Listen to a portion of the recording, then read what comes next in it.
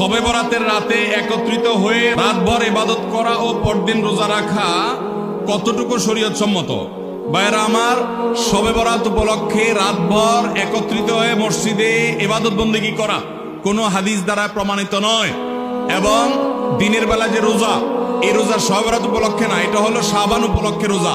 এই রোজা হলো আইয়াম বীজ উপলক্ষে রোজা। নবী করিম সাল্লাল্লাহু আলাইহি ওয়াসাল্লাম শাবান মাসে এমনি বেশি বেশি নফল রোজা রাখতেন, সেই হিসাবে আপনিও রাখবেন।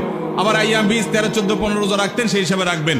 আপনি আল্লাহর ক্ষমা, এই রাতে আল্লাহ তাআলা বান্দাকে সাধারণ ক্ষমা ঘোষণা করেন, হিংসুক ছাড়া, মুশরিক ছাড়া। এই রাতের এই ফজিলত পাওয়ার জন্য আপনি চেষ্টা করলে সেটা ভালো, আল্লাহর কাছে ক্ষমা লাভের চেষ্টা করবেন, কিন্তু বেদাতি কোনো পন্থায় না। অনেকে বলে যে এত রাকাত নামাজ, অমুকটা হয়তো সূরা এত রাকাতে পড়তে হবে, এগুলা মন গড়া কথাবার্তা, এগুলার কোনো ভিত্তি কোরআন হাদিসে নাই। আবার অনেকে মনে করে হালুয়া রুটি খাইতে হবে, আতশবাজি করতে হবে, আলোকসজ্জা করতে হবে। শবে বরাতকে কেন্দ্র করে যা হয় তার বেশিরভাগই বেদাত এবং ভুয়া, মন গড়া ভিত্তি নেই, এগুলার কোনো অস্তিত্ব কোরআন হাদিসে পাওয়া যায়। আল্লাহ আমাদের সবাইকে সুন্নাহ মেনে চলার তৌফিক দান করুন।